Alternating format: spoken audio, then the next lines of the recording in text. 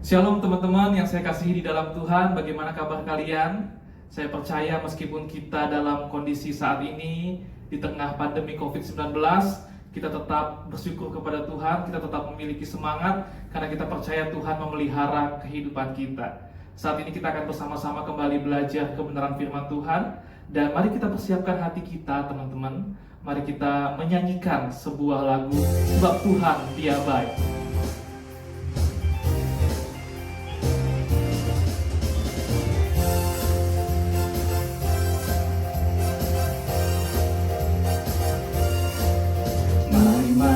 Gerbangnya dengan hati bersyukur, harapannya dengan pujian, penuhi baitnya dengan nyanyian syukur, hadiratnya penuh sukacita. Sebab Tuhan Dia baik dan anugerahnya kekal selama-lamanya. Amin. Sebab Tuhan Dia baik dan anugerahnya kekal selama-lamanya. Amin. Mari masuk gerbangnya dengan hati bersyukur, halamannya dengan pujian, penuhi baitnya dengan nyanyian syukur, hadiratnya penuh sukacita.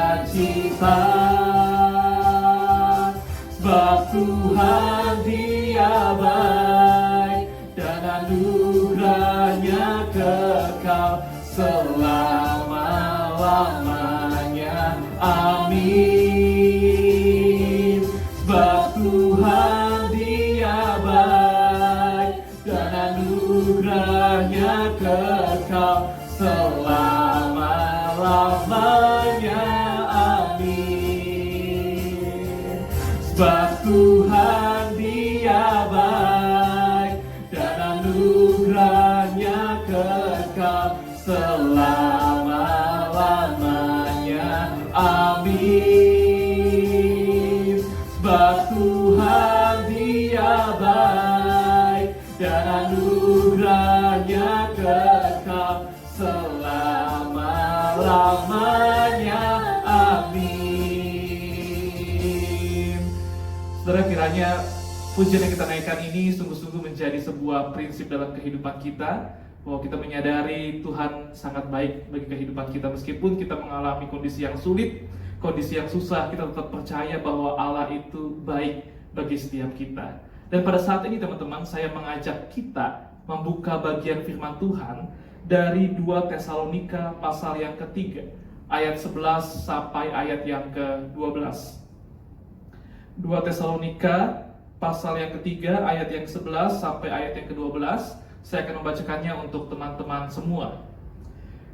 Kami katakan ini karena kami dengar bahwa ada orang yang tidak tertib hidupnya dan tidak bekerja, melainkan sibuk dengan hal-hal yang tidak berguna. Orang-orang yang demikian kami peringati dan nasihati dalam Tuhan Yesus Kristus, supaya mereka tetap tenang melakukan pekerjaannya, dan dengan demikian makan makanannya sendiri. Teman-teman, pada saat ini di dalam sharing firman Tuhan yang ingin saya bagikan kepada teman-teman remaja secara khususnya, saya ingin membagikan tentang suatu tema tentang kemalasan, teman-teman. Nah, kalau kita bicara tentang kemalasan atau rasa malas, maka apa arti malas itu, teman-teman? Seorang ahli mengatakan bahwa malas itu artinya seseorang itu tidak mau melakukan sesuatu yang menjadi tanggung jawabnya, sesuatu yang harus dia lakukan, sesuatu yang sebaiknya dia lakukan, tetapi dia tidak mau melakukannya, maka itu artinya dia sedang malas, teman-teman. Itulah rasa malas itu.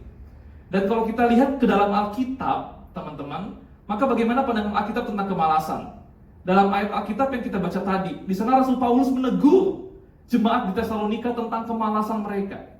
Paulus di dalam ayat yang ke-11 dalam 2 Tesalonika pasal yang ketiga berkata kepada jemaat di sana melalui suratnya bahwa ia menyadari ada orang-orang yang tidak tertib hidupnya, ada orang-orang yang tidak disiplin hidupnya, dan bahkan mereka tidak bekerja, sehingga mereka hanya menghabiskan waktu mereka untuk hal-hal yang sia-sia. Di sini Paulus melihat bahwa di jemaat Tesalonika ada orang-orang itu yang tidak teratur hidupnya, orang yang malas, yang kerjanya itu tiap hari hanya ngegosip dan sebagainya. Sehingga itu adalah hal-hal yang tidak berguna yang dikatakan oleh Paulus. Oleh karena itu Paulus mengatakan di dalam ayat yang ke-12, untuk mereka seharusnya itu tetap tenang dan tetap bekerja, sehingga mereka bisa membiayai diri mereka sendiri dan mereka bisa makan makanannya sendiri. Nah, dari sini kita bisa mengambil satu prinsip kebenaran, teman-teman, bahwa Paulus menekankan kepada jemaat di Tesalonika, jangan menjadi orang yang malas. Dan prinsip kebenaran ini juga berarti bagi setiap kita, bahwa Tuhan tidak ingin kita menjadi orang yang malas, teman-teman. Kalau kita lihat kembali dalam ayat Alkitab yang lain, misalnya dalam Amsal pasal 6 ayat yang ke-6. Amsal di sini berkata, "Hai pemalas, pergilah kepada semut, perhatikanlah lakunya dan jadilah bijak." Contoh lain lagi di dalam Amsal 21 ayat 25 misalnya. Si pemalas dibunuh oleh keinginannya karena tangannya enggan untuk bekerja. Nah, saudara-saudara, teman-teman, di sini Amsal berkata kepada pembacanya untuk tidak menjadi orang yang malas. Lihat kepada semut dan lihat kepada diri sendiri bahwa dampak dari kemalasan itu sungguh-sungguh tidak baik bagi diri mereka. Mereka bisa dirusak oleh keinginan-keinginan mereka. Mereka punya keinginan yang tinggi, mereka punya impian yang tinggi, punya cita-cita yang tinggi. Tetapi kemalasan membuat mereka tidak mungkin bisa mencapai tujuan itu. Sehingga Amsal berkata, orang-orang yang malas itu merusak dirinya dengan keinginannya. Bahkan jika kita lihat di dalam Amsal pasal 18 ayat 9, di sini Amsal berkata, orang yang bermalas-malas dalam pekerjaannya sudah menjadi saudara dari si perusak. Jadi jelas sekali, teman-teman, dampak dari kemalasan itu sangat tidak baik dalam kehidupan kita, apalagi anak-anak remaja, teman-teman. Kalau saya lihat, teman-teman, anak-anak remaja saat ini, apa sih kemalasan yang paling besar dialami oleh anak-anak remaja? Kemalasan yang paling besar adalah malas belajar, teman-teman. Malas beribadah dan sebagainya, tentu banyak. Tapi saya ingin kita fokus kepada malas belajar dulu nih, ya, yang paling umum dialami oleh remaja-remaja. Kenapa sih remaja-remaja itu malas belajar, teman-teman? Nah, teman-teman, saya membaca sebuah artikel, ada beberapa penyebabnya. Remaja malas belajar itu mungkin karena tidak ada motivasi dalam belajar. Nggak tahu tujuannya belajar apa, untuk apa, ingin menjadi apa, nggak tahu. Sehingga tidak ada motivasi yang membuat dia mau belajar dengan sungguh-sungguh. Yang kedua penyebab remaja malas belajar, mungkin karena banyak bergaul dengan organisasi-organisasi, teman-teman. Sehingga karena remaja ini bergaul atau berkumpul dengan organisasi-organisasi seperti di SMP atau SMA dengan OSIS gitu ya, apalagi di masa SMP atau SMA juga ada yang namanya geng-geng tertentu, teman-teman.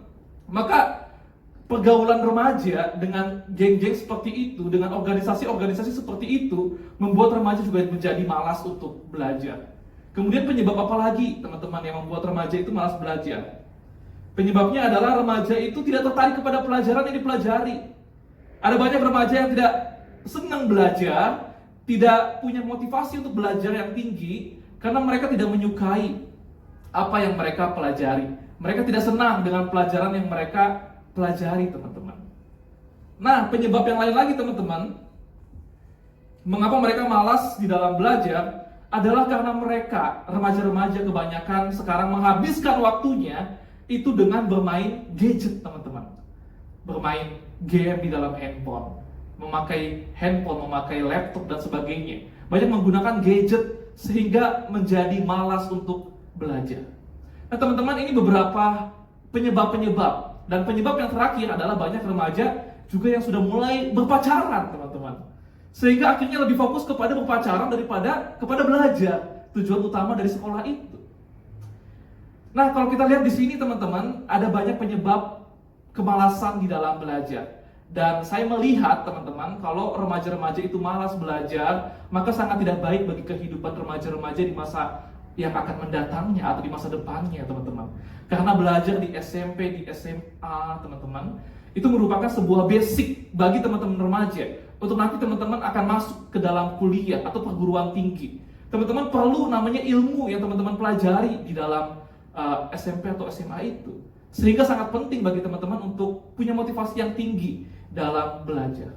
Nah teman-teman, ketika kita tahu bagaimana dampak buruknya belajar, dampak buruknya kemalasan ini teman-teman, maka bagaimana caranya nih teman-teman, agar kita punya keinginan, agar kita menjadi orang-orang yang rajin dan tidak menjadi orang yang malas.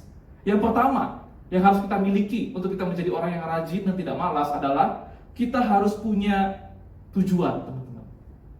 Teman-teman, apa tujuan hidup teman-teman di dalam dunia ini?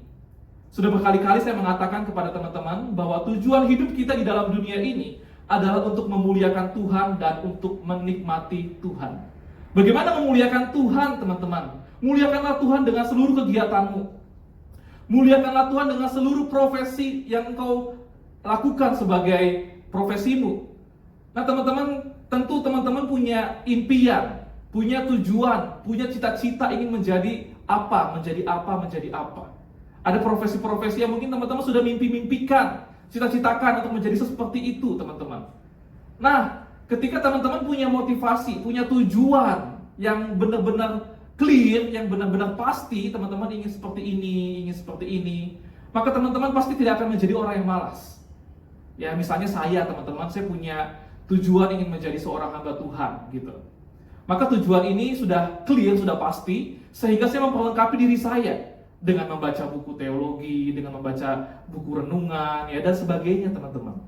Sehingga tidak ada waktu untuk bermalas-malasan. Nah, begitu pun juga dengan teman-teman. Mungkin ada yang ingin menjadi seorang pilot, mungkin ada yang ingin menjadi seorang direktur, seorang pengusaha, seorang karyawan kantor dan sebagainya, teman-teman. Teman-teman punya motivasi yang harusnya tinggi untuk mencapai itu semua. Nah, ketika teman-teman punya tujuan yang jelas, maka teman-teman akan memperlengkapi diri teman-teman dengan baik. Dan pelajaran di SMP, di SMA itu merupakan basic yang harus teman-teman miliki untuk teman-teman nanti lanjut ke dalam perkuliahan atau perguruan tinggi atau nanti bekerja, teman-teman. Oleh karena itu teman-teman, untuk teman-teman tidak malas di dalam belajar, teman-teman harus punya tujuan, ya. Untuk apa teman-teman belajar? Apalagi beribadah, teman-teman. Teman-teman, jika teman-teman malas dalam beribadah, teman-teman juga harus punya tujuan, ya. Untuk apa saya beribadah? Tentu sebagai orang-orang yang sudah diselamatkan, yang sudah ditebus oleh Tuhan, kita beribadah untuk kita semakin dekat dengan Tuhan, semakin mengerti kebenaran firman Tuhan, dan semakin punya rasa, keinginan, kemauan untuk melakukan kebenaran firman Tuhan. Nah teman-teman, berikutnya, untuk kita menjadi orang yang rajin dan tidak malas, kita harus menyelidiki pergaulan kita, teman-teman. Kalau kita bergaul dengan orang-orang yang malas semua, teman-teman, maka saya yakin teman-teman juga akan menjadi orang yang malas. Karena firman Tuhan berkata, pergaulan yang buruk akan merusak kebiasaan yang baik, teman-teman. Jadi jika kita punya pergaulan yang buruk, kita berteman dengan orang-orang yang malas semua, teman-teman, maka kita pasti akan menjadi orang yang malas. Tapi jika kita berteman, punya pergaulan dengan orang-orang yang rajin, yang punya semangat, punya motivasi yang tinggi dalam belajar, dalam beribadah, dalam melayani Tuhan, maka kita pasti akan sungguh-sungguh bersemangat dalam menjalani hidup ini, dan kita tidak akan menjadi orang-orang yang malas. Nah terakhir teman-teman, bagaimana cara kita menjadi orang yang rajin dan tidak menjadi pemalas? Yaitu kita harus mendisiplinkan diri kita. Teman-teman, seseorang yang ikut fitness, ikut gym, awal-awal tentu tidak mudah, teman-teman. Mungkin rajinnya hanya 1 bulan saja, atau 3 bulan saja, setelah itu tidak rajin lagi. Tapi jikalau orang yang ikut fitness, ikut gym, dia rajin selama setahun, bahkan 2 tahun dia rajin, teman-teman, maka tentu akan berbeda dengan orang yang rajinnya hanya 3 bulan saja. Orang yang rajin selama setahun, 2 tahun mengikuti fitness, mengikuti gym, pasti akan menjadi orang yang sehat, menjadi orang yang sangat bagus bentuk tubuhnya, teman-teman. Dan kemudian dia akan lebih bisa melayani Tuhan karena dirinya sehat secara jasmani. Nah teman-teman, begitu pun juga dengan kita harus disiplinkan diri kita. Ketika kita malas bersaat teduh, teman-teman, maka mulai kita disiplinkan diri kita paksa diri kita untuk kita bersaat teduh. Dengan kita memulai sesuatu yang tidak terbiasa, menjadi kita biasakan, maka lama-kelamaan itu akan menjadi hal yang biasa, teman-teman. Dan kita akan bisa menikmatinya. Teman-teman, kiranya firman Tuhan pada saat ini menjadi berkat bagi setiap kita.